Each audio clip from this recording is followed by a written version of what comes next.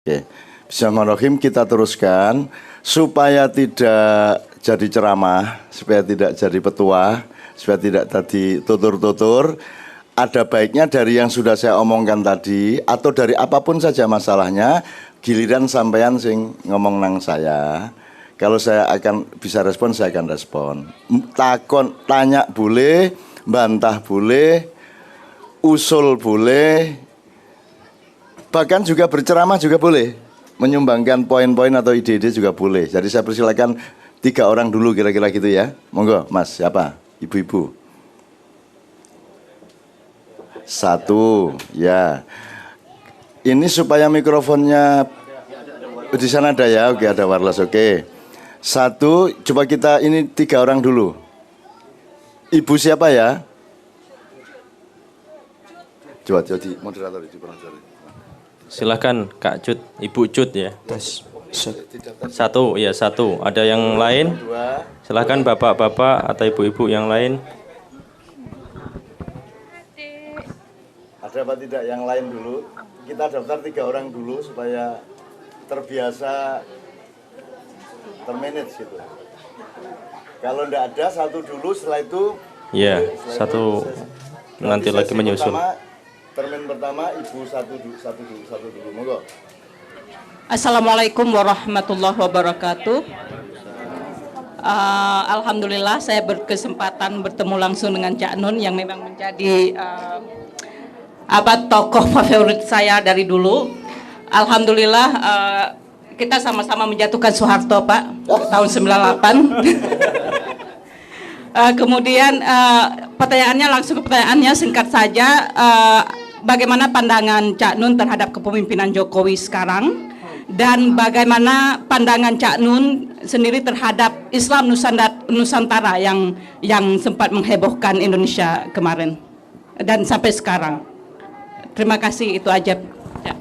Oke, ada yang lainnya dulu, 2 orang tetap kita tawarkan untuk termin pertama, silakan. Ini pertanyaan mengenai menjatuhkan Soeharto, kepemimpinan Presiden yang sekarang, dan Islam Nusantara yang dilansir beberapa bulan yang lalu. Monggo, silakan kalau ada berikutnya.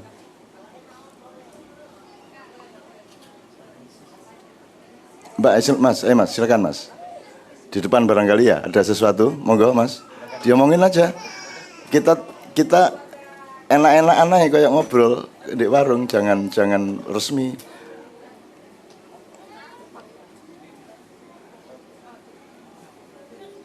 Alhamdulillah kelihatannya ada kemuliaan yang turun dari langit dan naik kembali ke langit melalui Mas yang barusan. Ya, tolong mikrofon. Ini pertanyaan dari Maju enggak apa-apa, maju aja. Suami saya, Rich. Assalamualaikum warahmatullahi wabarakatuh. Pertanyaannya itu,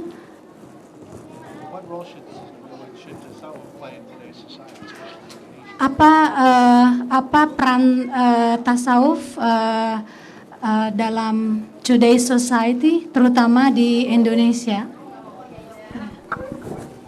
Sangat bagus pertanyaannya, dan itu lebih bagus lagi karena muncul dari masyarakat yang selama ini citranya seolah-olah di luar Islam. Nah, beliau ini, Pak Rich ini memasuki Islam tidak hanya syar'inya tetapi juga sekaligus batiniahnya. Nanti kita omong bareng-bareng sedikit. Saya masih beri kesempatan barangkali yang ketiga. Ya Mas. Assalamualaikum warahmatullahi wabarakatuh. Ini senang banget bisa langsung ketemu favorit selama di Indonesia dan di sini. Pertanyaan saya begini, Cak Nun. Bagaimana pandangan Cak Nun terhadap ISIS ini sekarang? Karena kita sebagai umat Muslim di Philadelphia itu merasa agak nggak enak karena umat Muslim di dunia itu memandang kita di sini sebagai kaum radikal gitu. Bagaimana pandangan ISIS itu yang sebenarnya menurut Cak Nun? Amin. Oke, bismillah, saya coba respon, tapi jangan marah sama respon saya yang mungkin tidak tepat amat seperti yang Anda kehendaki, karena orang yang bertanya selalu sudah punya jawabannya. Jadi yang pertama soal kepemimpinan Jokowi menurut saya ndak usah dipikirin. Sudahlah, kerja keras, sayangi anak, jadi orang yang baik ya.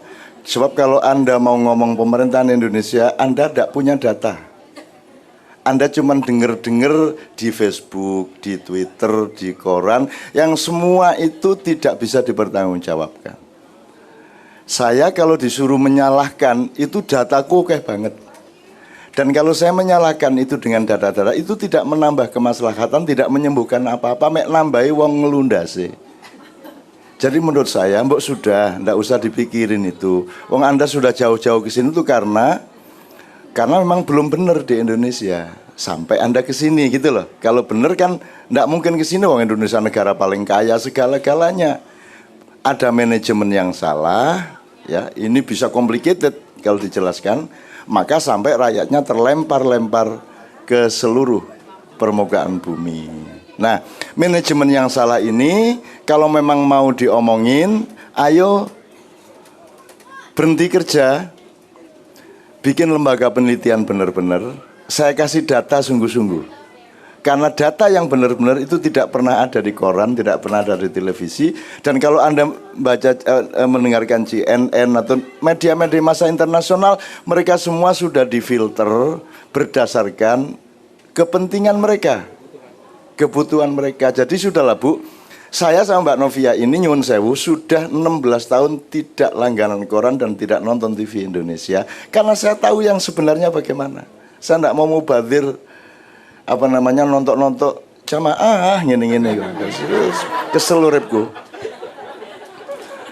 Jadi di rumah saya tidak ada koran dan tidak ada TV Indonesia. Saya cuma pakai TV kabel khusus untuk studinya anak-anak, misalnya National Geographic gitu ya. Terus apa satunya Mbak Fia? Pokoknya yang sifatnya studi, penelitian dan data, fakta ya. Kalau saya nontonnya adalah UFC, kickboxing dan tinju. Saya apal semua pemain UFC Amerika, Brazil dan lain sebagainya. Dan itu yang saya tonton, tanya Mbak Fia. Tiap hari saya nonton itu karena saya ingin berzikir bahwa masih ada orang yang sportif, ada orang yang berani berhadapan-hadapan. Tonjok-tonjok, gelimbang-gelimbang, jelas sing salah sopo, sing kalah sopo, sing menang sopo. Sebab kalau Anda nonton koran itu semua bukan seperti yang sebenarnya. Kalau Anda nonton TV, berita-berita atau apalagi yang tainment itu semua bukan manusia yang bertanggung jawab. Sebab kalau di UFC nggak bisa pura-pura. Ya nggak bisa pura. Anda gulatnya pakai Roman atau Anda pakai Jiu-Jitsu Brazil atau itu jelas sing kalah sapa sing jadi di situ jantan. Kalau di Facebook Anda dilatih untuk jadi pengecut. Coba Anda bisa ngomong apa saja dan tidak bisa dipukulin orang. Anda bisa sembunyi kapan saja dan Anda bisa bikin akun yang palsu. Jadi kalau saya shortcut, Bu, ayo kita pilih kehidupan yang sportif. Gitu. Maksudnya sportif itu gini, yang baik itu sering ketemu, ketok muwajah, bertatapan wajah satu sama lain. Sebab kalau kita ketemu gini, peluang untuk bohong itu dikit, karena kelihatan matanya, kelihatan wajahnya. Tapi kalau di Facebook itu ngentut tidak masalah, betul enggak Bu? Dan tidak dimarahin orang. Tidak dimarahin itu artinya Anda tidak bisa ditemukan Anda. Jadi kalau internet itu bagus untuk membantu komunikasi, tapi sangat buruk untuk pembangunan mental manusia. Karena kalau agama itu tujuannya cuma satu, mendidik manusia untuk mampu mengendalikan diri. Betul enggak? Jadi kenapa Anda sholat 5 waktu? Supaya Anda setiap kali punya ritme untuk mengendalikan dirimu. Ayo bangun, ayo wudhu, ayo sholat, ayo berhenti, ayo terus. Itu kan seperti militer. Sementara kalau internet pekerjaannya adalah memberi peluang kepada Anda untuk melampiaskan. Betul enggak? Terus kadek direm, wis ngomong apa ae wis. Bohong enggak, ngomong apa iso. Jadi tolong ambil kuncinya. Jangan memasuki suatu sistem atau suatu keadaan yang membuat Anda melampiaskan. Tapi dekat-dekatlah dengan sesama sahabat yang membuat Anda mengendalikan. Karena Islam itu mengendalikan, kalau internet itu melampiaskan. Padahal hidup itu kan kudu pinter ngegas, kudu pinter ngerem. Nah sekarang kalau Anda di internet tidak ada rime. Betul enggak? Di Facebook tidak ada remnya. Nanti suatu hari akan ada aplikasi di mana Anda terpaksa harus ngerem. Karena akan kelihatan Anda benar apa tidak di dalam aplikasi itu. Tapi itu kapan-kapan. Gitu ya Mbak ya. Nah, kalau soal pemerintahan, Anda apa maunya? Mau rasan-rasan apa mau beneran studi? Nek beneran studi punya waktu kok? Nggak punya toh? Punya waktu bener untuk mempelajari. Sekarang sampean sudah tahu. Awalnya dulu ketika awal kampanye maunya Jokowi itu bagaimana? Ekonominya sudah tahu faktanya. Sudah tahu. Mandu. Nah, jangan baca di koran. Nggak bisa. Saya waktu kesini mau bawa semua itu, tanya Mbak Fia, tapi semene Pak. Jadi saya punya datanya semua, yang Prabowo, yang Jokowi, yang di belakang Prabowo, yang di belakang Jokowi, sampai taipan-taipan nasional, internasional, regional. Dan semua yang Anda ketahui lewat koran-koran itu wis ojo diwaca iku taek iku. Ambune entut iku. Ngerti baunya entut, Bu? Entut sampai ke Anda apanya? Baunya. Tapi Anda bisa ngelihat warnanya? Bisa ngelihat sumbernya? Kalau bunyi baru ketahuan. Kalau enggak bunyi, tes. Nah, jadi isinya media massa itu adalah bau kentut. Kita harus nyari siapa yang kentut sebenarnya. Nomor 2, kenapa kok kentut? Kok baunya seperti itu? Dia makan apa? Simbuan apa? Godong telo apa pete apa jengkol? Anda tidak akan tahu itu. Jadi menurut saya mubadzir. Ngerasani Jokowi, Prabowo, Soeharto, mubadzir. Kalau mau tahu kebenarannya, studi beneran. Kalau saya sudah tidak mengakui mereka semua sejak awal. Nah, tapi itu tuh aja wes. Jadi jangan tanya kepada saya karena saya tidak pernah mengakui negara kita itu bukan negara. Nek tak terus lagi gawat lagi. Negara itu nggak kayak gitu. Pemerintah itu nggak kayak gitu. Presiden itu nggak kayak gitu. Jadi mau Jokowi mau siapa aja selama masih seperti itu saya tidak akui. Tapi saya taat kepada hukumnya. Saya penduduk Indonesia. Itu ya Mbak ya. Tapi belum tentu warga negara Indonesia. Meskipun secara resmi saya punya KTP dan paspor. Sebab beda, itu kan penduduk. Di sini ada citizen, ada nationality. Kalau penduduk, yang penting saya tinggal di situ, saya tidak melanggar aturan, selesai. Tapi kalau warga negara berarti kan warga dari negara. Betul enggak? Jamaah masjid. Kalau jamaah masjid, si jamaah harus tahu masjidnya itu bagaimana kan gitu. Baru dia jadi jamaah. Nah, warga juga harus ngecek negaranya bagaimana, baru dia cari warganya. Negaranya gorong bener kok dadi wargane. Bahwa ada administrasi, paspor, green card dan seterusnya itu administrasi, tapi hakikatnya sebenarnya belum negara dia. Makanya nek dipelajari ngeluh dhewe sampean. Nama Indonesia harus dipelajari, itu sak buku gede, kok Indonesia. Gitu ya Mbak ya, oke. Jadi intinya menurut saya Mbak nggak usah dipikirin, nggak usah rasan-rasanan soal gitu. Itu ngerasani anu aja, ngerasani keindahannya Allah, apa, menangisi Rasulullah gitu-gitu aja menurut saya. Oke, nomor 2 soal Islam Nusantara. Itu juga ambuntut sementara Bu. Ya, itu nanti akan hilang. Itu orang Indonesia itu kan suka bendera. Suka label, suka simbol. Oh bayangkan, ada gempa terus ada kelompok datang menolong gempa pakai bendera kok. Peduli korban gempa gitu loh. Mbak sudah dilakukan aja. Nah orang Indonesia itu akhirnya melakukannya tidak penting, yang penting benderanya, betul enggak? Ini di semua hal. Kalau ngomong politik, bedanya apa sih? Demokrat sama PDIP sama PKS sama PKB sama semua, bedanya apa? Semua ngomongnya sama. Bilangnya mau mengabdi kepada rakyat, mau membuat pembangunan yang adil dan sejahtera. Betul, betul. Semua ngomongnya sama, yang beda cuma satu, benderanya. Nah, kalau memang sama, mbok sudah bareng saja. Loh, kalau ayam sama kambing benar-benar beda. Gitu loh. Kalau yang di Indonesia kan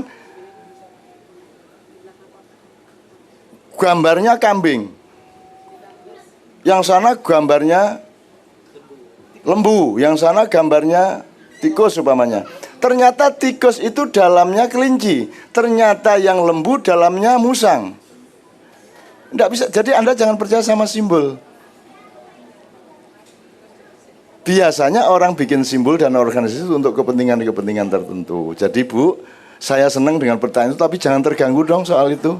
Itu kan asal-usulnya kan soal Qiraah pakai lagu Jawa di Istiqlal itu.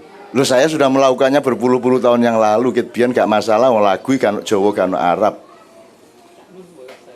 Bentar, biar saya jelasin ini apa.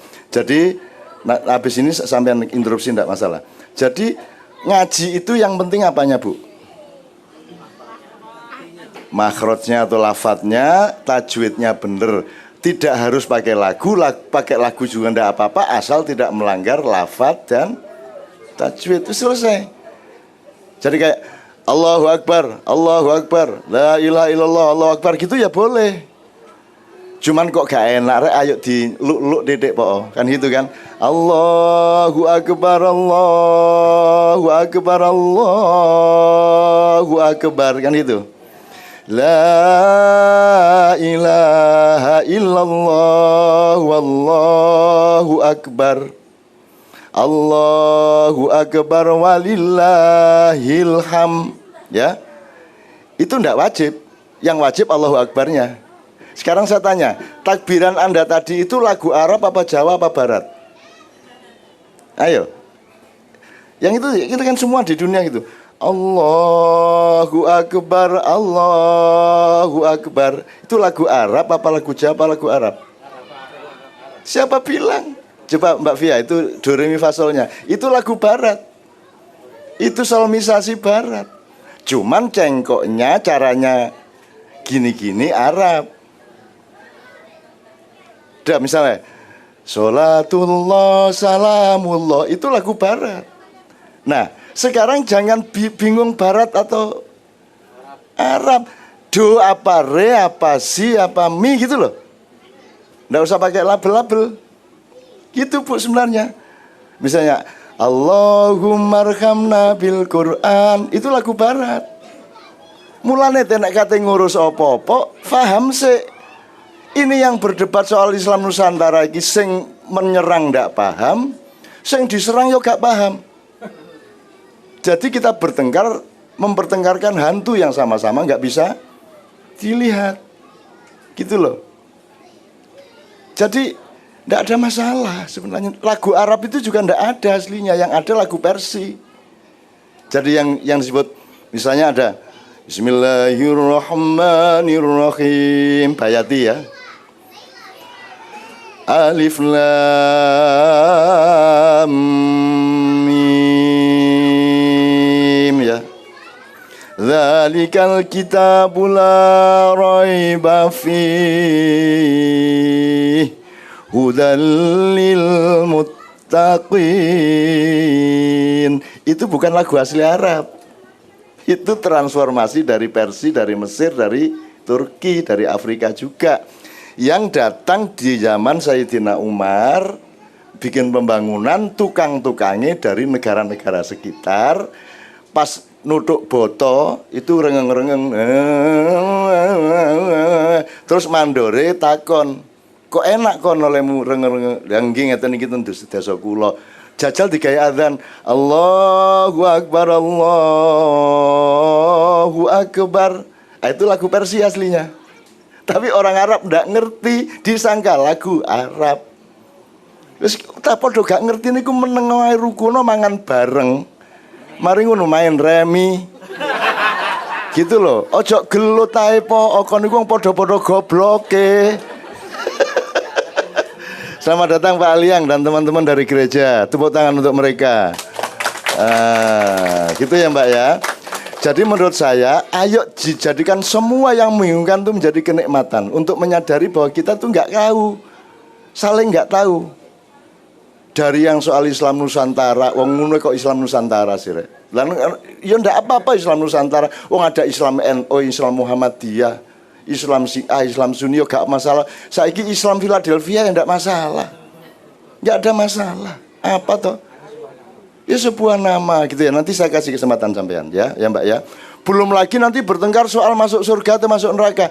Siapa di antara Anda yang yakin masuk surga? Yang pasti. Nek yakin kabeh. Sing pasti. Signed ya, confirm masuk surga. Angkat tangan. Siapa yang di antara Anda confirm pasti doanya dikabulkan? Ada? Lah iya ndak tahu kita. Jadi juga jangan bilang doanya tidak dikabulkan. Wes to gak ero kene iki dikabulkan apa tidak itu yang tahu hanya Allah lah. Kita kok bertengkar itu loh. Wah ini sholatnya gini masuk neraka. Wah ini selawatan masuk neraka. Iki kenduran masuk neraka. Gitu kan? Saiki iki bertengkar untuk hal-hal yang sama-sama tidak tahu. Ya Mbak ya. Jadi menurut saya, tolong Pak Imam, di sini atmosfernya atmosfer tauhid nomor 1. Dan menyadarkan kepada semua bahwa kita itu sama-sama sedikit pengetahuannya. Maka kita harus saling banyak belajar satu sama lain. Gitu ya Mbak ya. Meskipun sampean pasti tetap seneng menikmati gitu-gitu ya, tapi harus mulai sekarang mulai guyu dhewe ajane gak ero aku iki. Gitu ya Mbak ya. Wong ya ndak ngerti kok. Sampean ndak ngerti sama sekali. Yang berkuasa di istana sekarang kan sampai enggak ngerti. Saya ngerti. Wiranto. Apa? Kalau saya bilang, saya akan bilang keseluruhan. Saya tidak akan baca satu ayat. Saya akan baca seluruh Al-Quran. Kalau tidak, enggak usah sama sekali. Sama dengan orang nikah. Kalau nikah, beneran nikah dunia akhirat. Kalau memang setengah-setengah, enggak usah nikah. Seperti imam ini sampai hari ini. Ojo setengah-setengah, ya toh? Kalau angka 1, jangan 1,5, jangan 3/4. Kalau 1, 2, kita belajar tegas seperti itu. Total, gitu loh ya. Oke, Mas sampean tadi mau nambahin apa soal itu? Assalamualaikum warahmatullahi wabarakatuh. Nama saya Darwan. Cak Nun. Saya lihat dan saya dengar barusan dari Cak Nun, bahwasanya di Indonesia itu tercipta banyak bendera-bendera. Nah, bendera-bendera ini membuat bingung masyarakat yang ada di Indonesia maupun yang di luar gitu. Nah, kenapa dibiarin oleh para cendekiawan, pada para ulama atau para orang-orang pintar lah, sehingga kacau beliau lah keadaan Indonesia ini. Itulah pertanyaan saya. Ini saya ngecek cara berpikir Anda ya. Banyak bendera-bendera bikin kita semua bingung, nasional maupun internasional. Terus Anda bilang, kenapa dibiarkan oleh para cerdik pandai? Lah kok cerdik pandai yang Anda tagih? Lah kalau makanya sekarang gini, kita belajar bareng ya. Ngerti bedanya Nabi sama Rasul? Apa bedanya? Yang langsung mendapat wahyu dari Allah. Kalau Nabi? Nabi dia orang yang menyampaikan. Gini loh Mas. Makanya pengetahuan kita itu difikskan dulu ya. Beliau mengatakan Rasul itu orang yang langsung mendapat wahyu dari Allah. Kalau Nabi itu yang menyampaikan. Yang menyampaikan Dan dapat wahyu juga. bukan wahyu. Loh, Nabi dapat wahyu dong, kok Nabi tidak dapat wahyu? Lah, mulane ta ojo berdebat ayo sinau ya. Gitu ya. Nabi itu kalau dimensinya nubuah, kalau Rasul risalah. Nah, sampean ngerti bedanya Brigjen sama Pangdam? Brigjen pangkatnya, Pangdam jabatannya. Nabi itu pangkatnya, Rasul itu jabatannya. Nabi itu diberi ilmu, ilham, karomah sampai wahyu, tapi dia tidak diwajibkan dan tidak punya otoritas, tidak punya sertifikasi untuk menyampaikan ke orang. Tapi kalau Rasul itu resmi, dia wajib menyampaikan dan wajib membuat masyarakat pintar dan baik. Nah itu Rasul. Makanya beda antara nubuah dan risalah. Cerdik pandai tadi itu cuman di dalam wilayah nubuah. Dia hanya orang pintar gitu, tapi tidak punya kekuasaan. Jadi nagihnya kepada kekuasaan, kepada pemerintah, kepada DPR, supaya menyusun undang-undang agar supaya bendera jangan terlalu banyak, sampai-sampai bendera merah putihnya dihilangkan. Sekarang saya tanya, kalau sampai orang PKB, tanya sama orang PKB, lebih penting mana PKB apa Republik Indonesia? Loh, tanya sama orang PKB. Lah iya, gitu kan? Itu salah apa benar kalau yang lebih penting itu PKB? Salah toh. Sekarang parpol mana yang lebih mementingkan Indonesia daripada parpolnya? Saya cicil sedikit ya Mbak ya. Sampai hari ini Megawati tetap mengatakan bahwa Jokowi adalah petugas partai. Jadi Indonesia itu bagian dari PDIP, bukan PDIP bagian dari Indonesia. Salah apa benar? Tapi jangan disalahkan karena Mbak Mega tidak ngerti. Dia tidak punya ilmu untuk memahami itu.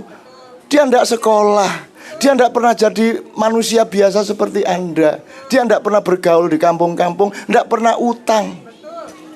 Tidak pernah ngerti sedihnya nggak bisa bayar sekolah. Sejak kecil beliau itu adalah anak presiden di istana. Jadi nggak ono ceritanya presiden utang, nggak ono. Nah Anda jangan tuntut Bu Mega untuk ngerti itu. Nggak ngerti kok. Ojo dioreng-oreng. Sementara Jokowinya ya ndak ngerti. Lah ya mulane nek milih presiden sing hati-hati. Lah sing salah sampean dhewe kok. Saiki muring-muring aku sing dikongkon beres. Ya enake dhewe sampean iku. Pas ngegas gak kondo aku, pas kejagul kondo aku lah ngono. Itulah teman-teman ya Bu ya. Oke. Jadi Pak, yang seharusnya ditagih adalah Undang-Undang Negara Republik Indonesia membatasi. Misalnya, lu bagaimana ini disumpah menjadi wali kota 5 tahun kok di tengah jalan terus jadi gubernur? Undang-undangnya seharusnya membolehkan atau tidak? Lah iya, sumpah jadi gubernur belum sampai setahun terus jadi presiden, boleh enggak menurut undang-undang? Boleh, oleh undang-undang Indonesia. Jadi undang-undangnya yang harus didandanin kan gitu Bu ya. Jadi jangan salah nagih. Cerdik pandai ditagih wis gak punya kerjaan mereka itu. Sekolah terus nganggur, malah ditagih sama sampean. Seharusnya yang ditagih adalah DPR, eksekutif, termasuk yudikatif. Gitu ya Bu ya. Oke. Saya teruskan yang Bu tadi, Islam Nusantara udah ya. Jadi pokoknya jangan terlalu pusing, itu nanti hilang sendiri. Itu cuman usum nek cara Jawane usum. Wah iki lagi usum ake. Ya? Musiman. Sekarang ake udah mulai turun ya Pak Liang ya. Sekarang industri ake udah enggak seperti kemarin ya, udah mulai turun ya. Udah mulai turun. Semalam saya diomongin teman Bapak dari Bandung itu bahwa waduh jualan ake sekarang udah gini katanya dia. Akhirnya beberapa penjual ake di Bandung mau di Philadelphia aja. Gitu. Itu musiman dan jangan terlalu pusing. Sekarang ISIS. Ya tadi ada yang tanya ISIS. Saya kira kapan-kapan tanya sama Pak Rich ya. Pak Rich knows more than me gitu ya. Jadi ISIS itu gini Mas, banyak sekali yang Anda benci, yang Anda takuti, yang bikin pusing Anda itu bikinan semua. Jadi makanya Anda itu jangan terlalu gampang dipengaruhi, jangan terlalu masuk angin. Itu bikinan, ISIS itu aslinya bikinan, tapi kemudian banyak orang yang potensinya sama terus ikut dia karena nggak tahu kalau itu bikinan. Anda itu juga nggak tahu PKS itu yang bikin sebenarnya siapa, Anda nggak tahu kok. PKB juga sebenarnya di belakangnya siapa, Anda nggak tahu. Sudahlah, kita tuh lebih banyak tidak tahu daripada tahu. Oke, kalau saya ambil ilmunya gini. Ada 4 macam orang. Satu orang yang tahu banyak tahu sedikit tentang sedikit hal. Tak ulang ya. Orang yang tahu sedikit tentang sedikit hal. Nomor 2, orang yang tahu sedikit tentang banyak hal. 2 ya. 3, orang yang tahu banyak tentang sedikit hal. Kalau yang 2 tadi, orang tahu sedikit tentang banyak hal. Yang ketiga, orang tahu banyak tentang sedikit hal. Yang pertama, orang tahu sedikit tentang sedikit hal. Yang oke, sebenarnya yang agak lebih oke itu yang terakhir, yaitu orang yang tahu banyak tentang banyak hal. Sekarang saya tanya, Anda ini termasuk nomor berapa? Ayo. Gini, nomor 4 C. Apakah Anda termasuk orang yang tahu banyak tentang banyak hal? Enggak. Apakah Anda, nomor 3, apakah Anda termasuk orang yang tahu banyak tentang sedikit hal? Mungkin ya. Pokoknya penggaweane ngrendo karo ngraji. Wis aku roh ngrendo ngraji, tapi soal liyane gak roh aku. Soal nyambel gak roh, pokoknya aku ngrendo karo ngraji oke, itu ya. Itu orang yang tahu banyak tentang sedikit hal, sedikit hal. Yang nomor 2, orang yang tahu sedikit tentang banyak hal. Ya, ini dia. Ini ngerti dikit, itu ngerti dikit, akhirnya nggak dapat kerjaan karena masing-masing dia hanya tahu sedikit. Masak bisa sekedarnya. Ya toh, bikin bangunan bisa sedikit. Ya toh, apa? Ustadz bisa sedikit. Kira-kira jadi apa Anda? Nggak ada yang terima Anda. Loh, semua bisa dikit-dikit toh. Jadi agak mending orang yang tahu banyak tentang sedikit hal daripada orang yang tahu sedikit tentang banyak hal. Nanti tidak dapat kerjaan sampean. Ya toh? Neliko apa? Menatu dikit-dikit bisa. Lihat, jangan dikit-dikit, kalau menatu harus bisa menatu beneran. Kan gitu. Nah, yang pertama adalah naudzubillah min dzalik, jangan sampai Anda menjadi orang yang tahu sedikit tentang sedikit hal. Kikis angeli, gak rapi-rapi ini caranya. Gitu ya. Oke. Oke, ini sambil belok ke sini karena jangan ada peristiwa, jangan ada pengetahuan yang tidak Anda teteskan ilmu dan pemahamannya. Gitu ya. Setiap peristiwa yang Anda alami harus memberi ilmu dan hikmah kepada Anda. Kalau tidak, sia-sia Anda mengalaminya. Wis kadung stres, wis kadung pusing, kalau ilmu. Kan gitu kan? Maka kalau Anda pedoman seperti itu, kaya miskin tetap bermanfaat. Susah senang tetap bermanfaat. Karena Anda tetap mendapatkan ilmu, dan ilmu itulah yang ditagih oleh Allah nanti. Kan itu. Nah, ISIS, kalau Anda belajar sejarah, ISIS, Al-Qaeda, dan lain sebagainya, termasuk Indonesia itu bukan bikinan Anda. Kalau tidak ada Belanda datang, Portugis datang, tidak ada Indonesia. Sing ono Mataram, Mojopahit, ya toh? Sriwijaya, mungkin Kesultanan Ternate, kan itu kan? Kesultanan, terus kerajaan Klungkung, Denpasar, Kutai, gitu. Tidak ada Indonesia. Jadi sekarang mau bagaimana? Artinya penjajahan itu memberi hikmah, membuat kita semua bersatu. Jadi Anda juga jangan benci kepada musuhmu, karena musuhmu itu bisa mempersatukan kamu. Di dalam teori, sejarah, dan ilmu sosial. Gitu ya. Maka jangan senang bermusuhan. Nanti musuh itu dikasih-kasih sama Allah kok. Tenang aja. Wong kita tuh udah tidur dimusuhi ya ono kok. Kene iki wis turu gak lapo-lapo. Dimusuhi, gitu loh. Kayak saya ini kan tidak jelas. NU bukan, Muhammadiyah bukan, ya toh? Syiah tidak jelas, Sunni tidak jelas, ya toh? Apa? Kiai ya bukan, tidak mau juga. Ustadz apalagi, Gus ya duduk. Intelektual nggak sekolah. Seniman iku apa? Kewan tekon di seniman iku gak jelas. Jadi saya ini bukan siapa-siapa. Maka saya bisa disalahkan oleh semua. Yang kiai nuduh saya seniman, yang seniman nuduh saya kiai, lah susah aku toh. Jadi tidak bisa hidup di kedua-duanya. Yang Kristen nuduh saya Islam, yang Islam nuduh saya Kristen, kan susah kan saya. Tapi saya senang dalam kesusahan itu. Maka aku kesepian, dan di dalam kesepian itu aku bisa melihat wanita secara jernih. Akhirnya aku pilih Novia kalau menjeng tadi. Ngono ae ya. Aja susah-susah Pak urip sampean ya, Bu nggih. Ayo kita, semua itu nikmat, semua itu rahmat. Kalau Anda menemukannya. Sambil jawab ini nanti akan saya teruskan ya. Saya akan tarik garis ke ilmu-ilmu semua. Misalnya Anda mendapatkan kesulitan. Dalam Islam kalau ada kesulitan apa ayatnya?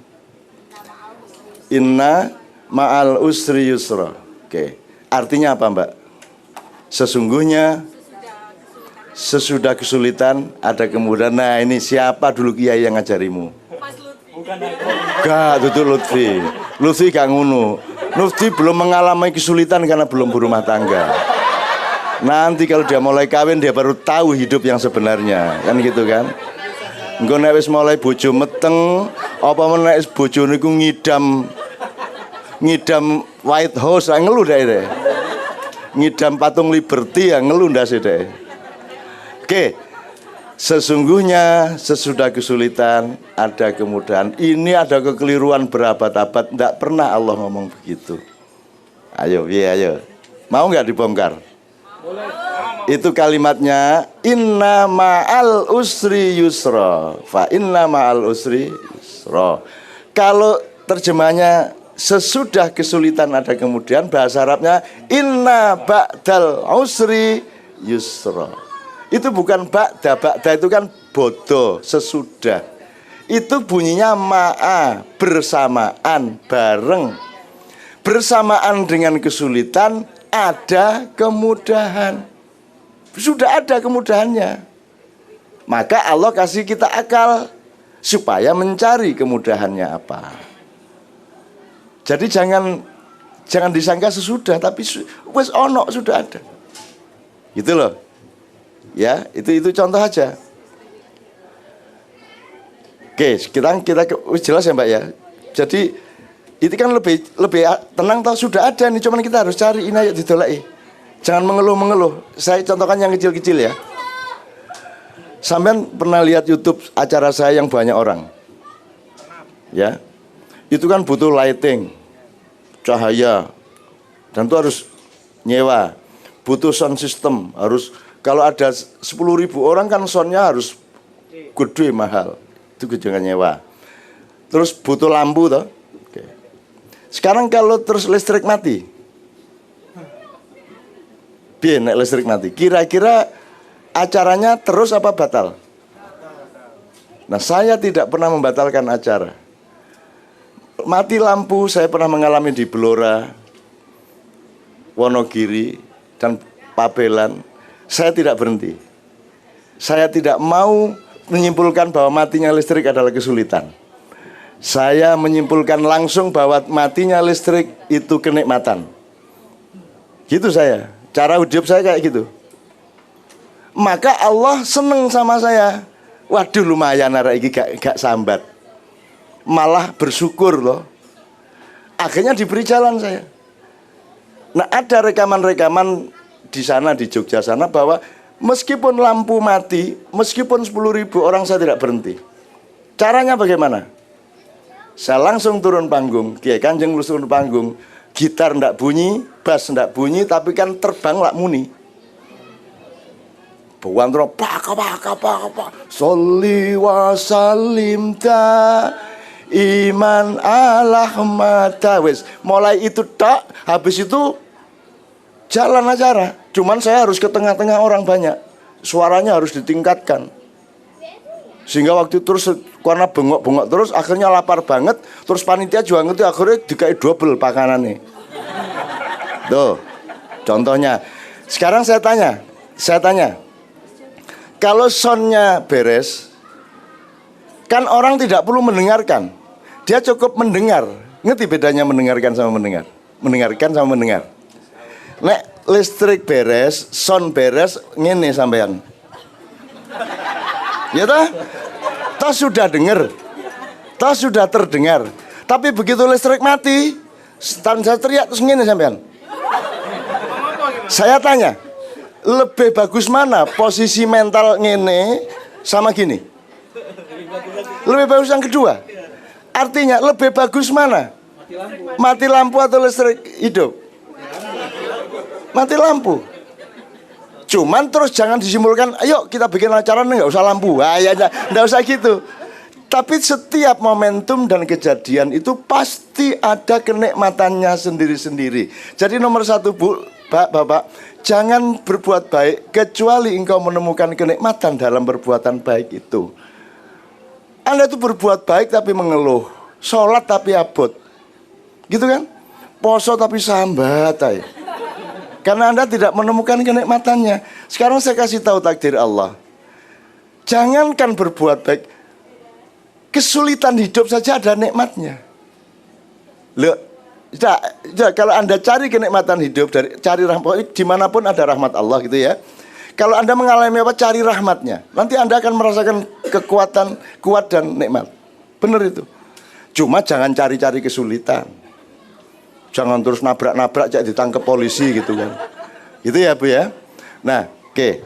Saya kembalikan terakhir kepada ISIS tadi, soal ISIS kalau itu semua bikinan tuh rekayasa para penguasa internasional, termasuk Republik Indonesia, termasuk Orba ke reformasi, permainan rupiah. Bulan Oktober dikhawatirkan nanti Fed dan beberapa pusat keuangan dunia akan menaikkan suku bunga, Indonesia akan ada pertengkaran elit di awal Oktober, terus nanti akan ada rush, ada chaos di bawah, terus nanti akan ada banjir darah di bulan Januari. Wono sing ngomong ngono. Nah, Anda jangan tidak percaya dan jangan percaya. Cukup waspada saja. Kalau Anda percaya, salah. Tapi kalau Anda tidak percaya juga rugi. Mending kalau ada informasi apa-apa dipakai untuk waspada. Hidup adalah kewaspadaan. Itu yang menyebabkan saya duduknya seperti ini, karena ini duduk waspada. Kalau sampean silo, berdirinya susah toh, 2 langkah. Tapi kalau begini kan berdirinya langsung. Jadi ini duduk terbaik, menghalangi Anda dari sakit macam-macam. Duduklah seperti ini. Saya duduk gini berjam-jam, bisa 8 jam dari acara-acara yang Anda tonton, meskipun itu cuma diambil 2-3 jam. Nah, sampean aja adik, nek jane gak kuat kon, gurung rabi gak kuat kon. Oke, gitu ya Mbak ya. Hidup itu waspada toh Bu, standby. Anda tidur pun waspada toh. Anda tidur terus ada trek, bangun nggak? Karena jiwamu waspada setiap saat. Maka ikutkanlah pikiranmu untuk selalu waspada. Ikutkanlah seluruh hidupnya untuk selalu waspada. Gitu, oke.